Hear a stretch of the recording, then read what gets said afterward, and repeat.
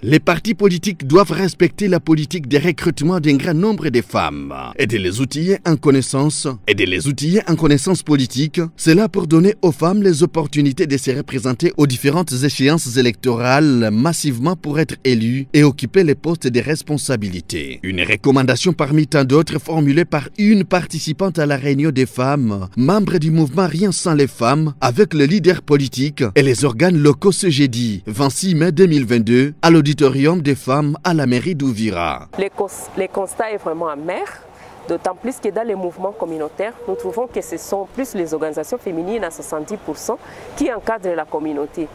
Maintenant, pendant les élections, pour élire, ce sont plus les hommes qui sont élus par rapport aux femmes. Le taux de participation des femmes est vraiment très bas. Et cela est dû, ça ce sont mes observations personnelles, cela est dû à beaucoup de facteurs. Il y a des facteurs qui engagent le gouvernement par ce manque-là de la politique concrète de promotion des droits de la femme, donc promotion de droits de participation des femmes dans les instances de prise de décision, mais aussi il y a un faible engagement des femmes dans les partis politiques. Déjà nous sommes à la veille des élections de 2023. Dire que la femme sera représentée à un pourcentage élevé, aujourd'hui à la veille des élections, cela est impossible. Nous sommes déjà en retard par rapport à la préparation de la femme. C'est aussi possible si le gouvernement s'implique dans cette question, étant donné que nous avons les textes qui consacrent la parité homme-femme. Si le gouvernement s'implique dans, par exemple, les quotas des femmes dans les postes de prise de décision, cela sera possible.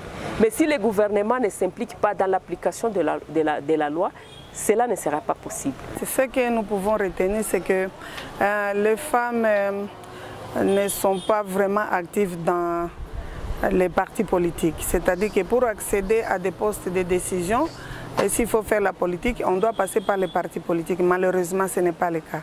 Chez nous, à Ouvira, par exemple, il y a peu de femmes qui sont actives dans les partis politiques. Je ne vois même pas qu'on peut atteindre 10%. C'est-à-dire que les femmes que nous sommes, même si on venait de nous donner cet état qui nous met mal à l'aise, parce qu'on a trouvé que c'est vraiment un grand défi à relever, le fait que depuis les élections de 2006 à ce jour, il n'y a jamais eu une femme députée nationale ou provinciale.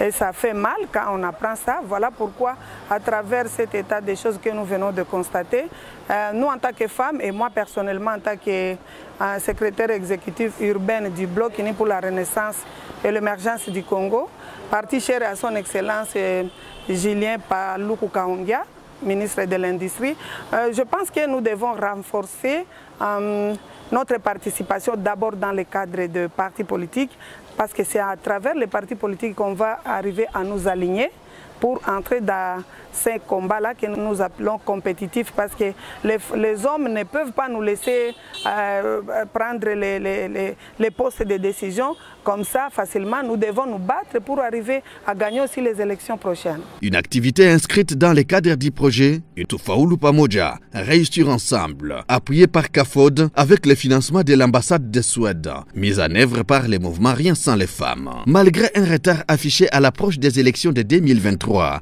quant à la préparation des femmes, la représentation de celles-ci n'est cependant pas à négocier. Il faut se battre sans relâche. Optimisme oblige. Ce combat n'est pas seulement une affaire de seules femmes.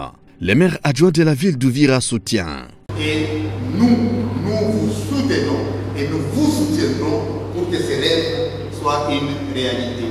Et j'ouvre cette réunion tout en encourageant tout le monde et de pouvoir vraiment y mettre son intelligence pour que nous trouvions des stratégies, comment réellement ces souhaits de voir la femme à la tête puissent se manifester. En tout cas, bon succès à cette réunion et je dis, je vous remercie.